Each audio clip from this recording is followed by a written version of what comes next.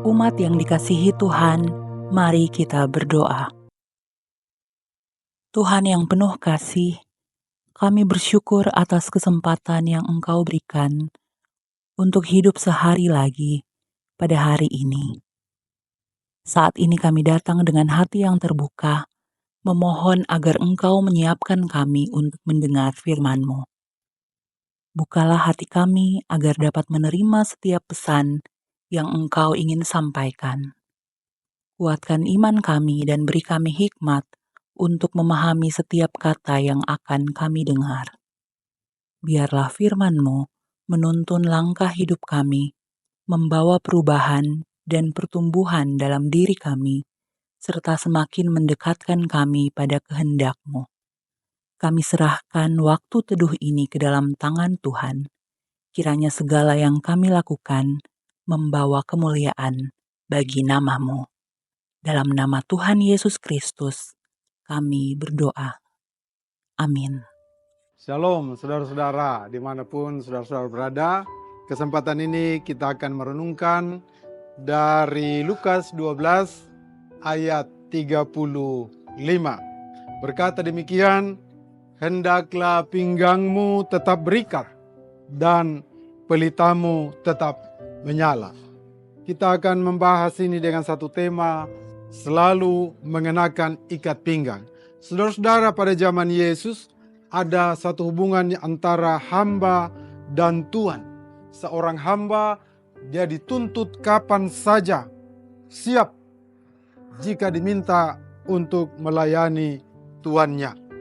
Demikian pula di dalam satu acara pernikahan misalnya, para hamba akan berdiri standby, siap sedia, menunggu instruksi, menunggu perintah dari yang mempunyai pesta. Demikian juga mereka harus bersedia menunggu tamu-tamu yang datang, yaitu berarti dengan memegang pelita atau lampu di luar rumah, menunggu kedatangan tamu-tamu. Ada yang sangat khusus disebut di sini, yaitu pinggang atau ikat pinggang. Bahwa ikat pinggang merupakan suatu simbol untuk kesiapan bekerja. Tanpa ikat pinggang, seseorang akan lemah dan lamban untuk melakukan sesuatu. Demikian juga ada disebutkan pelita, yaitu simbol kesiapan untuk menantikan tamu. Demikianlah apa yang dikatakan di dalam pembacaan kita, suatu sikap khusus bagaimana seorang hamba siap, sigap memerintahkan atau menantikan apa yang tuannya suruhkan kepadanya. Nah, saudara-saudara, zaman sekarang tidak ada lagi relasi tuan dan hamba seperti zaman dahulu. Tetapi ini adalah suatu contoh, gambaran bagaimana di hari-hari ini saudara dan saya sebagai orang yang percaya kepada Kristus Yesus, yang adalah Tuhan kita, yang adalah pimpinan kita, yang adalah kepala kita dalam hidup dan kehidupan keseharian kita. Bagi kita sebagai orang percaya, Yesus mengajak saudara-saudara dan saya untuk memiliki kesiapan iman. Memiliki kesiapan iman di dalam kesetiaan, di dalam kesigapan. Demikian juga kesigapan ini berkait erat dengan kedatangan Kristus. Saudara-saudara, kita hidup ini bukan sekedar hidup.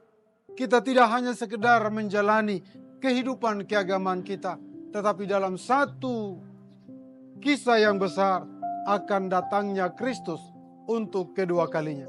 Makanya saudara dan saya dipanggil untuk bergiat, karena Dia akan datang untuk kedua kalinya. Gembirakan saudara-saudara, relakan hati saudara-saudara, bersukacita saudara-saudara, berbicara tentang tugas panggilan pelayanan di dalam kehidupan bergereja, dalam kehidupan pelayanan, dalam kehidupan pribadi, dalam kehidupan bermasyarakat, dan dalam bidang apapun. Sukacitakan, karena ketika kita berkarya, ketika kita bekerja, kita sedang menunggu kedatangannya Yesus Kristus untuk kedua sekali. Oleh karena apa saudara-saudara? Bahwa ternyata lebih dalam lagi bahwa hidup kita ini adalah hidup untuk pelayanan, bukan pelayanan kita lagi, tapi pelayanan Allah, pelayanan Yesus Kristus yang dilakukan melalui masing-masing kita. Kita dipanggil untuk senantiasa siap untuk melakukan kehendak Tuhan. Kita dipanggil untuk senantiasa hidup dalam pengharapan. Demikian juga menandai sikap saudara dan saya berjaga-jaga akan kedatangan Kristus yang kita tidak tahu kapan. Oleh karena itu saudara-saudara yang dikasihi Tuhan kita Yesus Kristus, mari gelorakan, semangatkan hati saudara-saudara, bukakan pikiran perasaan kita untuk berpikir positif, untuk berpikir konstruktif dalam keterlibatan kita, tengah-tengah pelayanan, dimanapun saudara-saudara dan saya bergereja, dimanapun saudara-saudara dan saya berjemaat, dimanapun saudara-saudara melihat, mengalami dan percaya Tuhan mengutus saudara untuk berkarya dimanapun saudara-saudara berada. Demikian perenungan kita, kiranya terpuji nama Tuhan. Salam.